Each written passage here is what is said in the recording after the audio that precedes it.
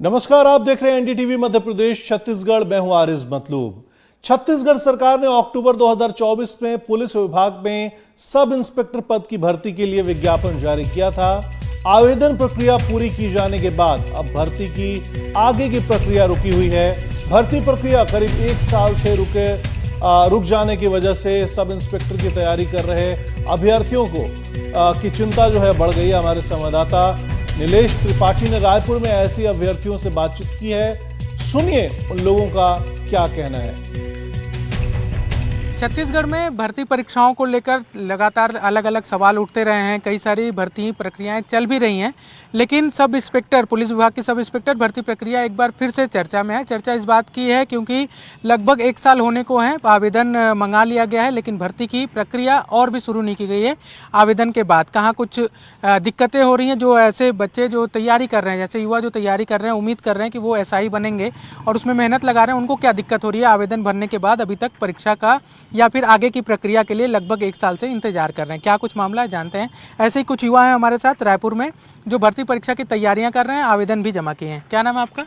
मेरा नाम निहाल सपा है और मैं 2018 की भी भर्ती प्रक्रिया में शामिल हुआ था और वो लगभग 6 साल चली। 2024 में जो उसका खत्म हुआ था। ठीक है, अभी का जो ऐसे भर्ती प्रक्रिया है उसको भी कम से कम 10 महीने हो गए हैं फॉर्म भरे हुए, लेकिन अभी तक उसका न कैलेंडर जारी हुआ है, ना पीएचटी का जो प्रथम चरण है। ऐसे भर्ती प्रक्रिया 5 चरणों में कंप्लीट होना है, उसमें का प्रथम चरण का डेट ही नहीं आया है। प्रथम चरण में क्या होना है? प्रथम चरण में सर सिर्फ नापजोक होना है ना, शारीरिक नापजोक जिसमें हाइट, चेस्ट वगैरह जो भी है ना, वो प्रारंभिक प्रक्रिया है, उसको पहले कंप्लीट करेंगे।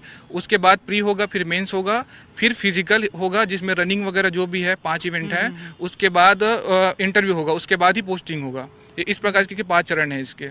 बिल्कुल। क्या दिक्कतें होती है जब देरियां होती हैं एक के बाद एक, अगर इतने साल इंतजार करना पड़े भर्ती के लिए? सर, लगातार 2018 के बाद से भी 5 वर्षों में प्रक्रिया पूरी हुई, तो लगातार 5 वर्षों की प्रक्रिया पूरे होने पर एक स्टूडेंट को आर्थिक रूप से, मानसिक रूप से और शारीरिक रूप से, क्योंकि एसआई का एग्जाम जो है वो फिजिकल के लिए बहुत ज़्यादा इंपॉर्टेंट है। इसमें कई सारे युवाओं की जो है एज निकल जाती है, आर्थिक मानसिक रूप से बहुत सारे प्रताड़ना झेलना पड़ता है। सर ऐसा है, फिजिकल तो हम लोग सब सुबह आते हैं, 2 से 3 घंटे देना ही पड़ेगा, क्योंकि फिजिकल अगर नहीं करेंगे तो हम लोग एग्जाम भी नहीं क्लियर कर पाएंगे। उसके बाद पढ़ना भी है, 7-8 घंटे पढ़ना भी है, फिर बॉडी रेस्ट भी चाहिए।